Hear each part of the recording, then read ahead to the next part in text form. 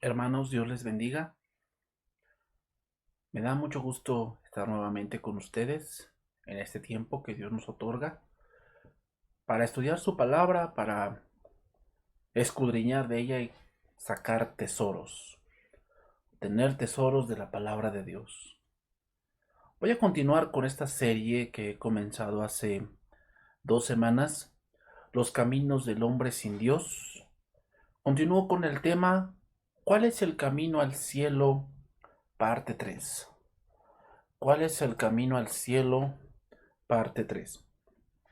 Dios nos ha eh, enseñado varias cosas en estas enseñanzas. Entonces vamos a continuar con este estudio y vamos a estudiar otros caminos que el hombre se ha inventado para tratar de llegar al cielo.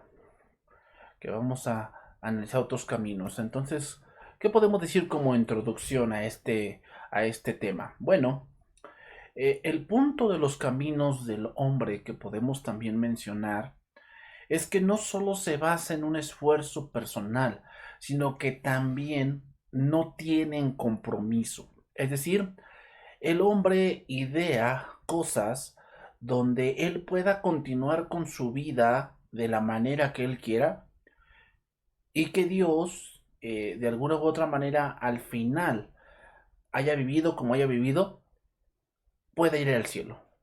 Ese es el punto también de los caminos del hombre. El hombre quiere llegar ante Dios algún día y decir, yo hice tal cosa y creo que eso me da derecho a obtener algo, pero sin estar comprometido a algo más. Entonces ahora pasaremos al cuarto camino del hombre sin Dios. Otro pensamiento más que muchos utilizan para responder la pregunta de ¿por qué van a ir al cielo? Y este cuarto camino es que muchos dicen, yo he sido bautizado. Sin duda, hermanos, vamos a analizar este argumento. Sin duda, el bautismo es un mandamiento para el que ya es salvo, para el que ya ha nacido de nuevo. Sin duda, el bautismo es algo que va a tener contemplado y que es algo que en el discipulado se irá, vamos a ponerlo así, se irá enseñando que el bautismo es algo importante, el bautismo es una parte de la obediencia cristiana. Y podemos ver varios pasajes de esto que mencionaremos ahora. Por decir, el primer pasaje que tenemos allí es Hechos 2:41, que dice, así que los que recibieron su palabra fueron bautizados y se añadieron aquel día como 3,000 personas. Lo podemos leer en Palabra de Dios para Todos, ese pasaje, y dice así, entonces los que hicieron caso a lo que Pedro decía fueron bautizados. Ese día se unieron al grupo de creyentes más de 3,000 personas. Hay que ver el orden de cómo sucedieron los hechos. Eso es muy importante al analizar estos tipos de pasajes. Y uno del orden que vamos a ver aquí es que hicieron caso a algo que se les predicó. Y obviamente el bautismo iba englobado allí, pero no era el centro del mensaje. Hay que ver el orden y es que Pedro anunció el evangelio y en esa enseñanza muchos de ellos recibieron esa bendición, esa gracia de Dios. ¿Cuál? La salvación, el nacer de nuevo. Obviamente el bautismo fue una muestra pública de que eso había sucedido. ¿Qué había sucedido? Pues que habían aceptado el llamamiento hacia Cristo, llamamiento a través del Evangelio. Cómo se dio evidencia de que eso había sucedido, de que ellos aceptaron la predicación. La evidencia fue que se bautizaron.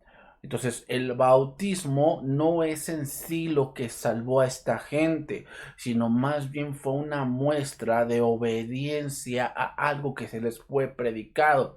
Pero vamos a continuar con otro pasaje para cimentar esto.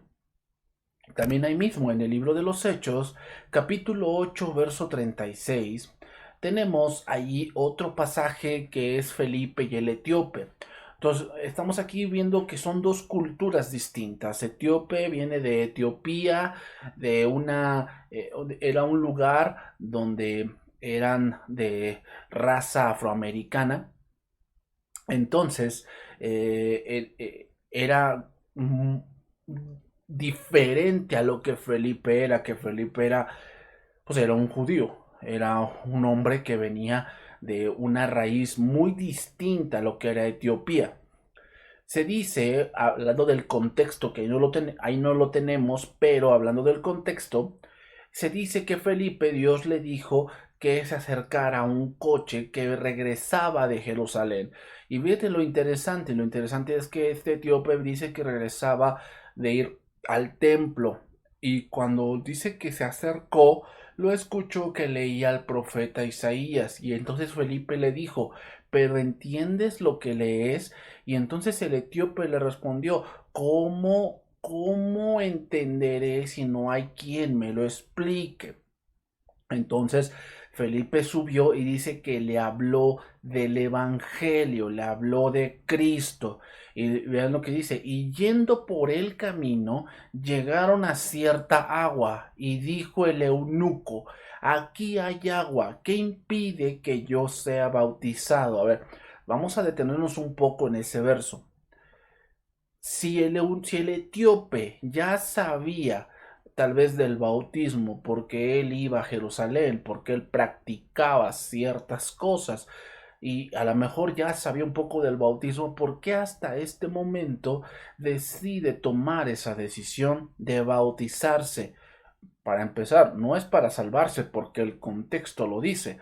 Dice ahí, y Felipe le dijo, si crees de todo corazón, bien puedes. Y respondiendo dijo, creo que Jesucristo es el Hijo de Dios.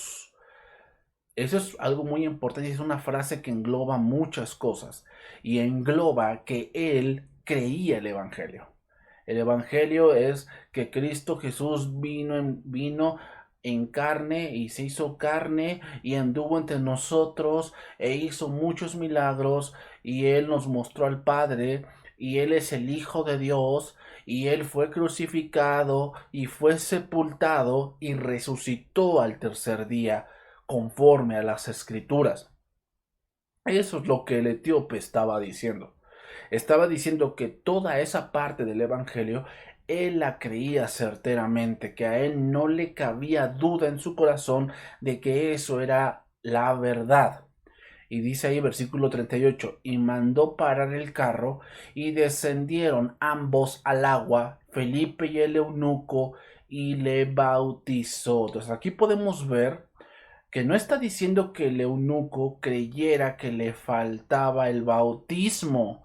No estaba diciendo eso, no estaba diciendo eso, sino que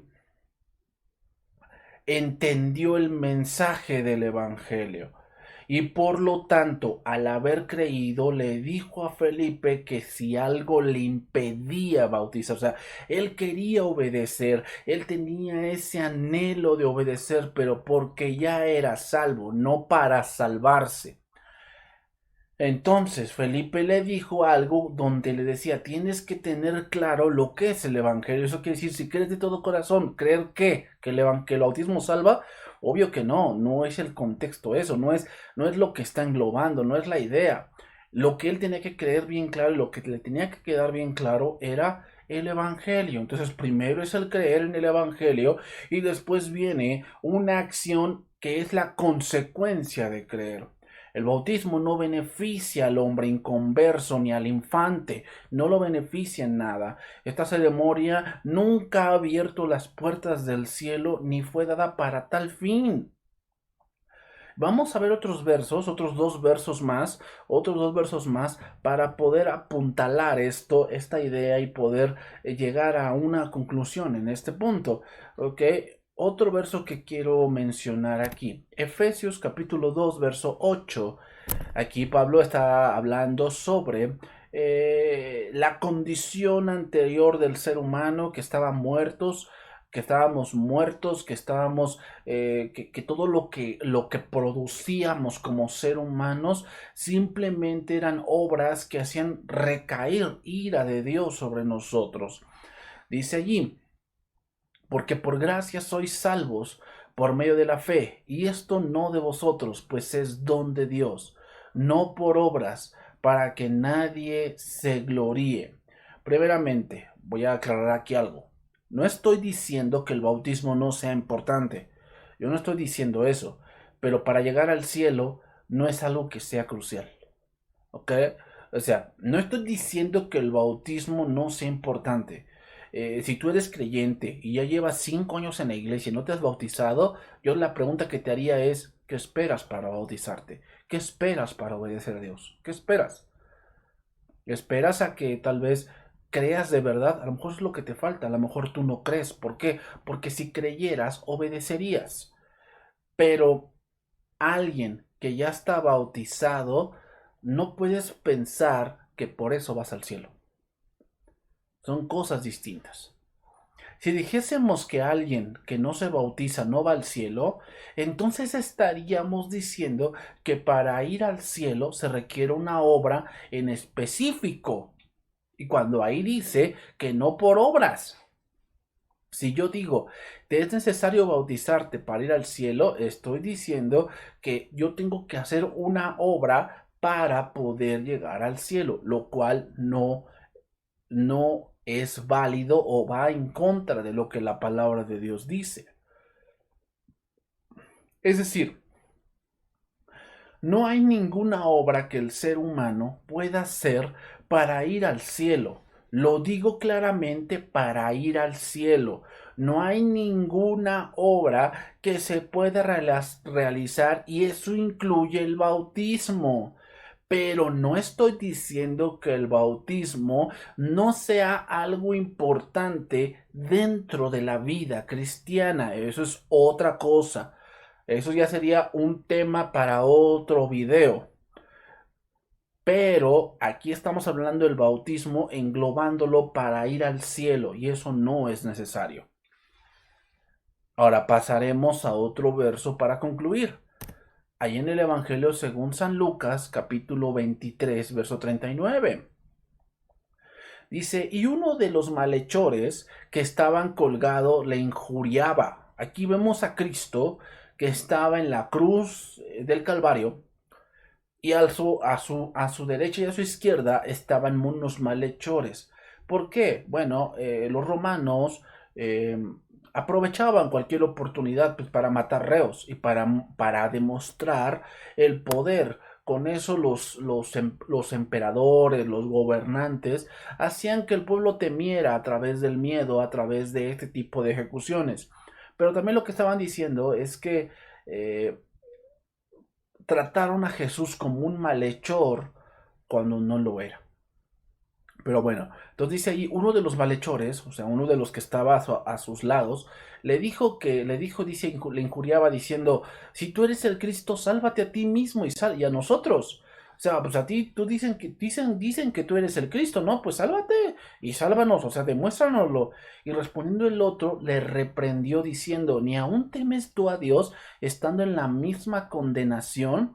Nosotros a la verdad justamente padecemos, porque recibimos lo que merecieron nuestros hechos, mas este ningún mal hizo.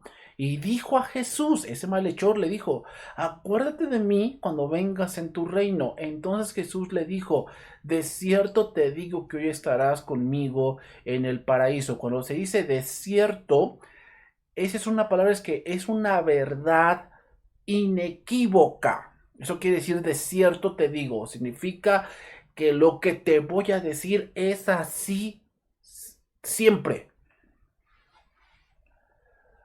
Ahora, aquí hay que viene la pregunta crucial. ese malhechor iba a descender muerto.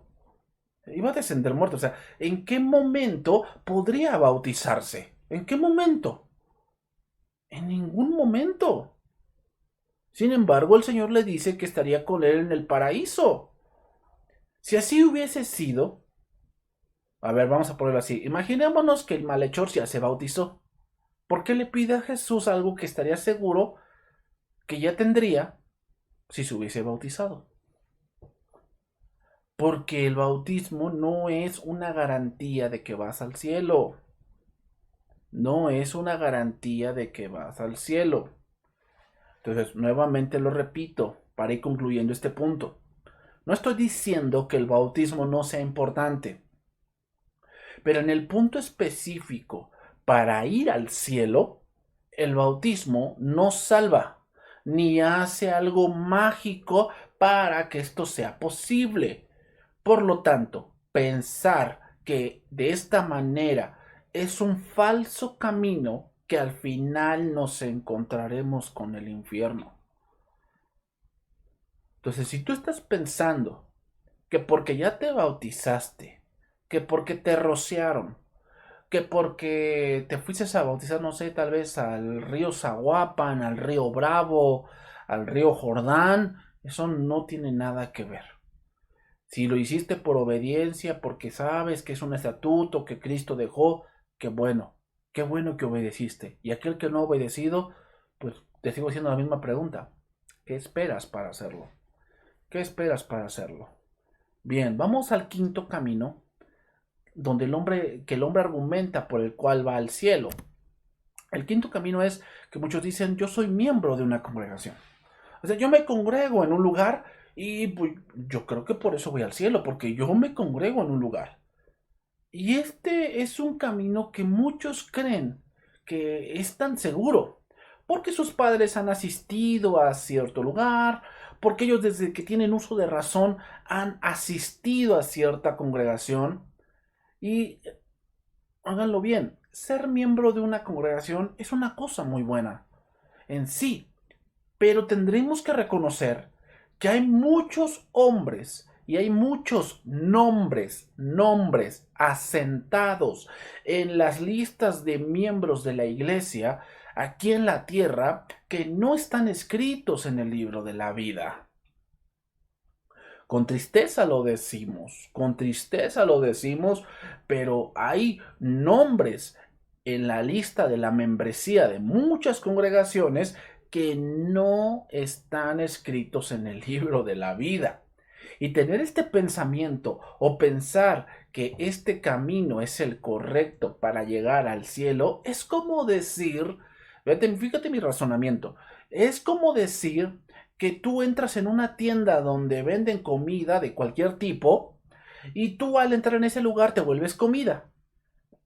Pues es un razonamiento un poco vago, ¿no? El decir que yo porque entro, por decir, a una agencia de autos, yo me convierto en auto. No, no, el lugar no influye en nada. Así se asemeja el pensamiento que muchos que piensan que esto es así, pensando que porque asisten a un lugar, que porque cantan cantos ahí, que porque pasan sentados ahí 2 horas, eso les está abriendo las puertas del cielo y es un completo error. Es un completo error. Pero citaremos las escrituras para no solo fundamentar en pensamiento humano o dichos míos, ¿verdad? Que bueno, usted dice, pero yo también puedo decir, bueno, no, vamos a ver un pasaje. Ahí en el Evangelio según San Mateo, capítulo 7, verso 21, está aquí el maestro hablando. Y después de dar todo el sermón del monte, llega aquí con ese tipo de advertencias. Y ven lo que dice ahí. No todo el que me dice Señor, Señor entrará en el reino de los cielos, sino el que hace la voluntad de mi Padre que está en los cielos. Muchos me dirán en aquel día, Señor, Señor, ¿no profetizamos en tu nombre? Y en tu nombre echamos fuera demonios, y en tu nombre hicimos muchos milagros. Y entonces les declararé, nunca os conocí, apartaos de mí, hacedores de maldad. Veamos lo que dice el maestro. Vamos a analizar este pasaje. Primeramente dice, no todo el que me dice Señor, Señor entrará en el reino de los cielos, ¿no? O sea, ¿dónde se dice, dónde podría decirse que decimos más eso? O sea, en una congregación, en una congregación. Entonces, esta frase tiene la connotación de alguien que asiste a cierto lugar, de alguien que está escuchando algo y por eso dice Señor. Señor, aquí la palabra griega que se utiliza es la palabra griega kurios, y kurios significa algo que está encima de mí y que está rigiendo mi vida. Eso quiere decir Señor. Entonces, no todo aquel que dije, no, es que Dios es todo para mí y Jesús es el Hijo de Dios y esto y el otro. Y hay gente que tiene un lenguaje cristiano y que repite muchas cosas. De alguien que salve tal vez algunos cantos, incluso algunos versículos de la Biblia, pero no los hace. Por eso dice, no todo el que me dice Señor, Señor, sino el que hace la voluntad de mi Padre. O sea, una cosa es lo que decimos y otra cosa es lo que se hace. ¿Y qué es lo que pesa más? Pues obviamente las acciones pesan más. ¿Por qué? Bueno, porque el amor a Dios, el amor ágape debe ser mostrado. Un amor como el del mundo, un amor que no es de Dios, es un amor hipócrita. ¿Cómo? Es un amor convenenciero.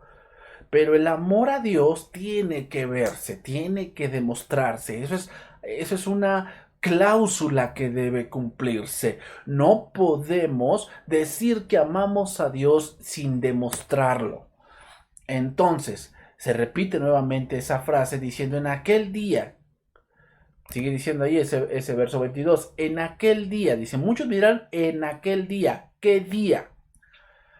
En el día en que Cristo venga y diga quiénes entran al cielo y quiénes no. Ah, bueno, entonces vendrán muchos y le dirán, Señor, Señor, veamos nuevamente, dicen, Señor, Señor, palabras que aprendieron en un lugar, palabras que aprendieron, sea cual sea, tal vez a palabras así como Elohim, Yahvé, Shaddai, el Todopoderoso, el Creador, cosas así, las han aprendido en algún lugar porque en algún momento se congregaron en algún lugar.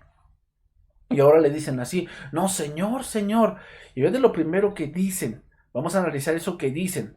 Le dice, ¿no profetizamos en tu nombre? Aquí profetizar tiene la connotación de enseñar. Enseñar, o sea, no enseñamos en tu nombre. En este caso, ¿dónde enseñarías de Dios? ¿Dónde enseñarías de Cristo? Pues en una congregación, en una iglesia, que muchos lo llaman así, que Dios le dicen en una iglesia, yo tuve esa oportunidad de enseñar y muchos tal vez enseñaron en una congregación y ahora ya no enseñan. Pero vamos a enfatizar un poquito más. Yo estaba en la lista de asistentes de una congregación. Yo era aquel que gritaba, amén, aleluya.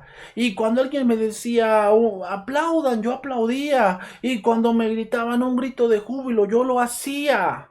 Yo profeticé en tu nombre. Ahora, quiero otra cosa decir aquí. No estoy diciendo que aquel que aplaude o que diga amén o esto está mal. No, no, no, no. Claro que no. Lo que estoy diciendo es que pienses que porque haces esas cosas, creas que vas al cielo. O sea, el hecho de que tú estés en una reunión y siempre grites amén, amén, amén, o sea, no estoy diciendo que estés mal, pero en realidad piensas que porque respondas a todo con amén, vas a ir al cielo. No, tal vez es algo que has aprendido y que es algo mecánico.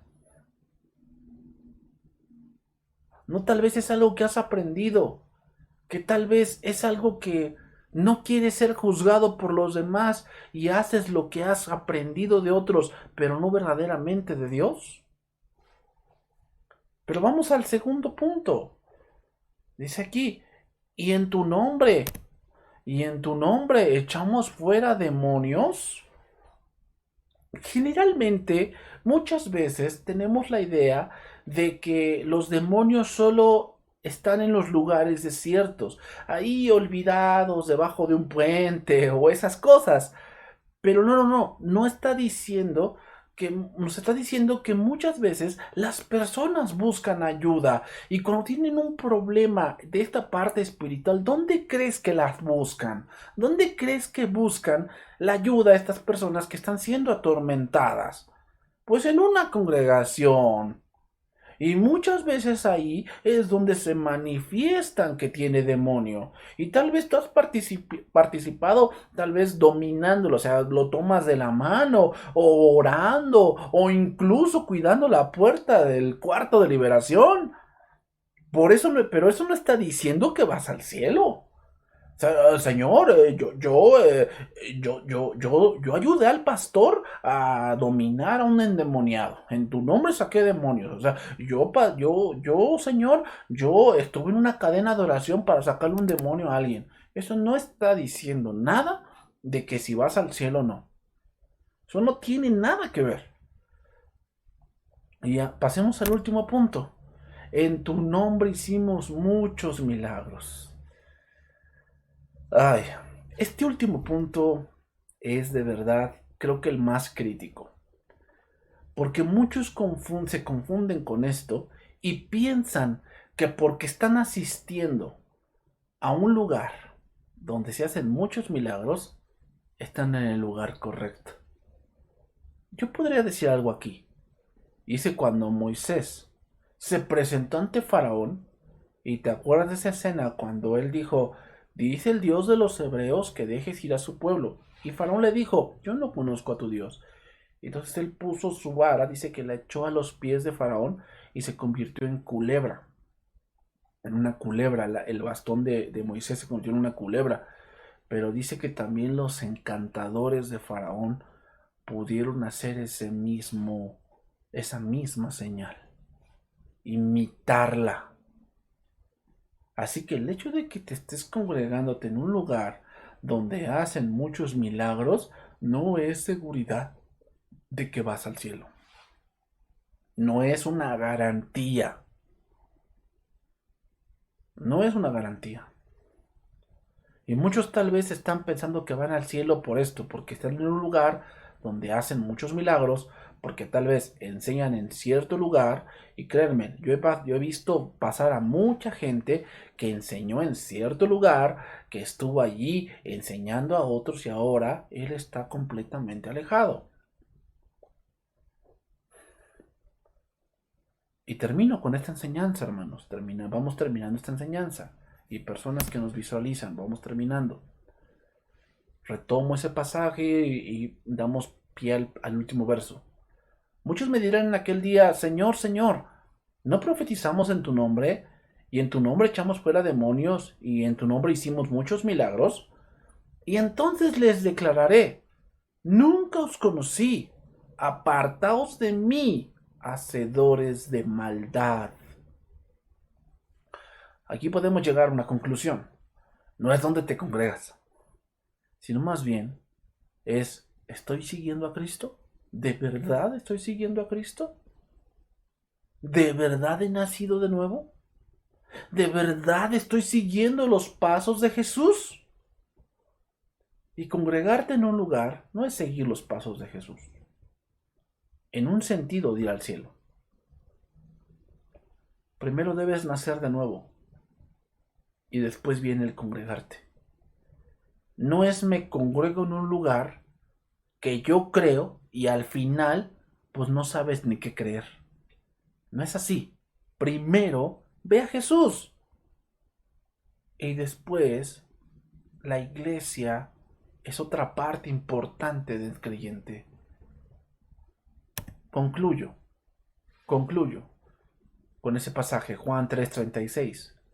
El que cree en el Hijo tiene vida eterna, pero el que rehúsa creer en el Hijo no verá la vida, sino que la ira de Dios está sobre él. Con este pasaje quiero concluir las dos cosas. El que cree en el Hijo tiene vida eterna. No está diciendo el que cree en el Hijo y se bautice. No está diciendo eso. O el que cree en el Hijo y se congregue en cierto lugar. No está diciendo eso. Está diciendo que el que crea en el Hijo tiene vida eterna, pero el que rehúsa creer en el Hijo, ¿qué es rehusar? Que tú no crees, pero utilizas tus métodos, como los que ahorita acabamos de estudiar. Si tú dices, yo no creo en Cristo, pero yo me congrego en un lugar y yo creo que voy al cielo, no verás la vida, sino que la ira de Dios está sobre ti. La ira de Dios está sobre ti.